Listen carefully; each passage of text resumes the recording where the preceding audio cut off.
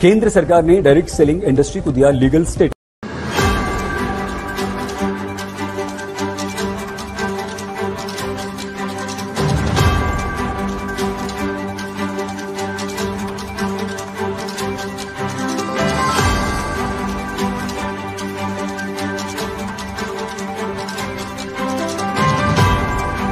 अब मैं आपको 3 ऐसे स्ट्रॉन्ग कारण बताने वाला हूं जिनकी वजह से 2025 के बाद ये इंडस्ट्रीज बहुत तेजी के साथ में ग्रो करने वाली है। वो 3 स्ट्रॉन्ग कारण कौन से हैं, डिटेल से मैं आपको बताने वाला हूं। इस वीडियो के आखिर तक बने रहे। अब हम पहले पॉइंट पे चलते हैं। पहला पॉइंट है बढ़ती हुई युवा आबादी।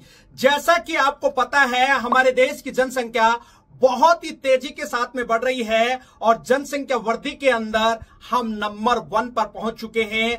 दोस्तों, आज हमारे देश के अंदर 50% आबादी ऐसी है जिनकी उम्र 25 साल या 25 साल से कम है और हमारे देश की 65% आबादी ऐसी है जिनकी उम्र 35 साल या 35 साल से कम है। मेरा कहने का मतलब यही है कि आज हमारा देश सबसे ज्यादा युवा आबादी वाला देश है और बेरोजगारी भी बहुत तेजी के साथ में बढ़ रही है। इसलिए आने वाले समय में रोजगार के लिए सिर्फ और सिर्फ डायरेक्ट सेलिंग रहने वाला है।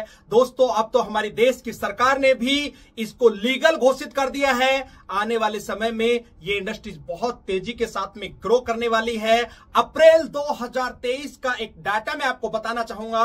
उस समय बेरोजगारी दर 8.11 थी। कहने का मतलब 10 में से 8 लोग बेरोजगार थे। आप इस बात से अंदाजा लगा सकते हैं कि आने वाले समय में ये बेरोजगारी किस तेजी के साथ में बढ़ने वाली है। इसलिए मैं आपको कहना चाह रहा हूं, ये बहुत अच्छा मौका है इस इंडस्ट्रीज को ज्वाइन करने का। इसीलिए आने वाले समय में 2025 के बाद में ये इंडस्ट्रीज बहुत तेजी के साथ में ग्रो करने वाली है। और आपके नॉलेज के लिए एक बात मैं और बता देता हूं। आज के समय में हमारे देश के अंदर 1 साल के अंदर लगभग 1 करोड़ से ज्यादा युवा ग्रेजुएशन करके बाहर निकलते हैं। आप सोचिए, मुश्किल से 1 साल में हमारे देश में 10 लाख वैकेंसी भी नहीं निकलती हैं। 1 करोड़ युवा पास आउट होके अपनी ग्रेजुएशन पूरी करके बाहर आ रहा है। क्या सभी लोगों को रोजगार मिल सकता है? बिल्कुल भी नहीं। अब हम सेकंड पॉइंट पे चलते हैं। दूसरा पॉइंट है बढ़ती हुई जीडीपी ग्रोथ। आपको पता है कि हमारे देश की जीडीपी बहुत ही तेजी के साथ में बढ़ रही है। जीडीपी के अनुसार हमारे देश की इकोनॉमी आज 5वें नंबर पे है और आरबीआई के एक रिपोर्ट के अनुसार 2025 तक हमारे देश की जीडीपी जर्मनी की जीडीपी से भी आगे निकल जाएगी।